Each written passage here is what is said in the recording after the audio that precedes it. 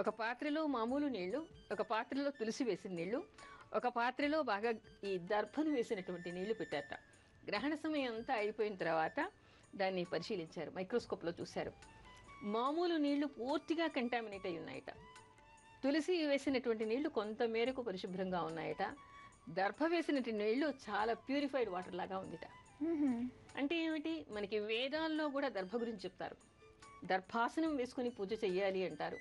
దర్భను తినే పదార్థాల మీద వేయటం వలన దానికి ఉండేటువంటి కల్మషాలన్నింటినీ కూడా నిర్మూలించగలిగేటువంటి శక్తి దానికి ఉందిట. అంటే పైనుంచి వచ్చేటువంటి ఆ చెడు కిరణాల ప్రభావం తినేటువంటి వాటి మీద పెట్టకుండా అది అడ్డుకుంటుంది అనమాట. దాని మీద వేయటం వల్ల అది అడ్డుకుంటుంది. అంటే మనని భద్రపరుస్తుంది ఒక రకంగా. అలా నిర్మూలించేటువంటి శక్తి ఇలాంటి కంటామినేషన్ని, ఇలాంటి వాటిని కల్మషాలని కూడా నిర్మూలించేటువంటి శక్తి దర్భకు ఉంది అని చెప్పేసి వాళ్ళు సైంటిఫిక్గా నిరూపించారు. అంటే ఇప్పుడైనా మనం నమ్ముతామా? ఆధునికులు ఎవరైతే చాలామంది ఇలా గ్రహణం రాగానే తినచ్చు, దీనివల్ల దోషం లేదు, ఎవరు చెప్పారు, మూఢనమ్మకాలు అని ప్రచారాలు చేస్తూ ఉన్నారు. ఇలా చేసేటువంటి వాళ్ళు సైంటిఫిక్గా ఎక్కడెక్కడ ఎలాంటి పరిశోధనలు జరుగుతున్నాయి అనేటువంటి విషయాన్ని కూడా తెలుసుకుని ఆ తర్వాత ప్రచారం చేయాలి. ఎందుకంటే అమాయక ప్రజలు నిజంగానే లేదు కావచ్చు, తింటే ఏం పోయిందని ఆకలికి తింటూ ఉంటారు. వాళ్ళ అనారోగ్యం పాలైతే దానికి ఎవరు బాధ్యులు? ఒక శాస్త్రం చెప్తోంది, ఒక సైన్స్ చెప్తోంది అంటే దాన్ని మనం నమ్మాలి కదా. మనకి ఆధారం ఏమిటి? ఏమీ తెలియని వాళ్ళకి మనం శాస్త్రాన్ని నమ్ముతాం. పరిశోధనే కావాలనుకుంటే అనేక రకాలుగా అనేక చోట్ల చేసేటువంటి పరిశోధనలు కూడా మనం పరిశీలించాలి. పరిశీలించి వీళ్ళు చెప్పారు కాబట్టి దీన్ని కూడా మనం ప్రసారం చేయాలి, అన్ని చోట్ల ప్రచారం చేయాలి. అలా చేసినప్పుడు ఏమవుతుంది, ఓహో ఇది నిజమే, దీనిని మనం నమ్మొచ్చు, ఇది శాస్త్రంలో చెప్పారు అనేటువంటి విషయం మనకు అందరికీ తెలుస్తుంది. అందుకని ఎవరు కూడా దీని మీద సైంటిఫిక్గా కూడా పరిశోధన చేశారు. గ్రహణ సమయంలో తినకూడదు, గ్రహణ సమయం కంటే ముందు వండినటువంటి వాటి మీద దాని ప్రభావం ఉంటుంది. నిల్వ పదార్థాలు ఉంటే దాని మీద దట్టంగా పైనుంచి కిరణాలు పడకుండా దట్టంగా దర్భను వేయండి.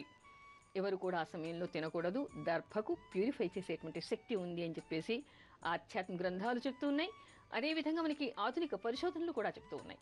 అయితే ఈ రోజుల్లో చాలా మంది దర్భ వేయాలి అంటే మీరు కప్పి ఉంచేటట్టుగా, అంటే కిరణాలు లోపలికి వెళ్ళేటట్టుగా లేకుండా చూసుకోవాలని చెప్పేసి అన్నారు. కానీ చాలా మంది దర్భ వేయాలి అంటే శాస్త్రంగా శాస్త్రంగా వేసామా లేదా దాని మీద అవగాహన లేకపోవడమే దాని అర్థం. ఇప్పుడు దర్భ చేపలు అంటే దట్టంగా వేయాలంటే దానికి ఏ విధంగా వేయాలని చాలా మందికి తెలియదు. అవును, ఒక 15-20 రూపాయలు పెడితే మీకు దర్భ చేపలు దొరుకుతాయి.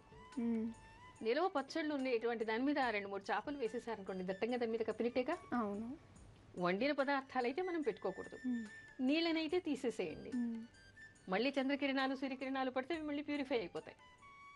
ఆ నీటిని మీరు మామూలుగా పట్టి పెట్టుకునే నీళ్ళుంటే ఏ చెట్టుకో ఎక్కడో బయట పారబోసేసేయండి. ఆ తర్వాత మళ్ళీ పట్టుకోండి. వండి అయితే ప్రసక్తి లేదు, ఓన్లీ ఇలాంటి పచ్చళ్ళు మాత్రమే కదా. అలాంటప్పుడు దానికి పచ్చడి జాడీలు ఎన్ని ఉంటాయి, మహా 4-3, వాటి మీద దర్భ చేపను కప్పేసేయండి. కప్పితే దట్టంగా కప్పినట్టే కదా. అవునవును, ఓకే. అయితే ఈ గ్రహణ సమయంలో దేవాలయాలు కూడా మూసేస్తారమ్మా, ఎందుకని? ఇక్కడ మనకి గ్రహణ సమయంలో ఉండేటువంటి విశిష్టత ఏమిటంటే, ఎప్పుడైనా సరే దేవతా విగ్రహాలు, దేవతారాధన చేసేటువంటి ప్రదేశాలు, దేవాలయాలు, ఇంట్లో కూడా విగ్రహాన్ని ముట్టుకోకూడదు అంటారు. అర్చన అభిషేకాల సమయంలో చేయకూడదు. ఎందుకంటే దానికి కొంత శక్తి ఉంటుంది కాబట్టి దానికి సంప్రోక్షణ చేయాలి. సంప్రోక్షణ చేయాలి కాబట్టి ఆ రోజు అందరినీ కూడా దర్శనాన్ని మానేస్తారు, దేవాలయాలన్నీ కూడా మూసేస్తారు. ఆ తర్వాత సంప్రోక్షణ చేసిన తర్వాత మాత్రమే మళ్ళీ అందరికీ దర్శనం ఇస్తారు. ఇంట్లో కూడా మనకి విగ్రహాలు ఉంటే దాని తర్వాత శుభ్రంగా కడిగి అప్పుడు మళ్ళీ నివేదన చేయాలి. ఫోటోలు కానీ విగ్రహాలు కానీ ఉంటే పరిశుభ్రంగా చేసి వాటన్నిటిని కూడా సంప్రోక్షణ చేసి ఆ తర్వాత దీపారాధన చేసి నివేదన చేసుకోవాలి. అయితే దేవాలయాల్లో గ్రహణం విడిచిన తర్వాత ఎలా శుద్ధి చేస్తారో మన ఇళ్లలో కూడా అలానే శుద్ధి చేసుకోవాలి. ఓకే. మరి గ్రహణ సమయంలో కనుక ఎవరైనా రజస్వల అయితే వాళ్ళకేమో దోషం తగులుతుందంటారా? ఇక్కడ రజస్వల అనేటువంటిది అందరూ అయ్యేటువంటి అవకాశం ఉంటుంది కదా. ఎక్కడో 1,00,000లో 1-2 అలాంటివి జరగచ్చు. మామూలుగా చెడు నక్షత్రంలో కానీ, చెడు వారంలో కానీ, సమయంలో కానీ కొన్ని రజస్వల అయినటువంటి నక్షత్రాలు దోషాలు ఉంటాయి. మనం ఇంకోసారి అది చెప్పుకుందాం ప్రత్యేకంగా. ఇలా రజస్వల అయినా కూడా మామూలుగా భువనేశ్వరి పూజ అని చేయటం, తర్వాత వీళ్ళకి దానాలు కొన్ని చేయాలి. ప్రత్యేకంగా ఈ ఎపిసోడ్లోనే మనం అది కూడా చెప్పుకుందాం. గ్రహణం తర్వాత వాళ్ళ చేత వాళ్ళకి శుద్ధి స్నానం, రజస్వల స్నానం అయిన తర్వాత ఆ దానం చేయిస్తే సరిపోతుంది. శివుడికి అభిషేకం చేయడం, ఆ ప్రత్యేకమైనటువంటి గ్రహాలకి వాళ్ళు జపం చేయించటం, తర్వాత భువనేశ్వరి పూజ చేయటం వలన వాళ్ళకి ఉండేటువంటి దోషం పోతుంది. ఓకే. అమ్మ రేపు చంద్రగ్రహణం చూడకూడని వారు ఎవరో నిన్న ఆల్రెడీ చెప్పారు. ఇంకా చూడలేని వాళ్ళు కొంతమంది ఉంటారు కదా! సో, వాళ్ళ గురించి కూడా తెలియజేస్తారా? అలాగే ముఖ్యంగా కన్యా రాశి వాళ్ళు, దానిలో ముఖ్యంగా హస్త నక్షత్రం వాళ్ళు, ధనుర్రాశి వాళ్ళు, మేషరాశి వాళ్ళు, తర్వాత సింహరాశి వాళ్ళు వీళ్ళెవరు కూడా చూడకూడదు.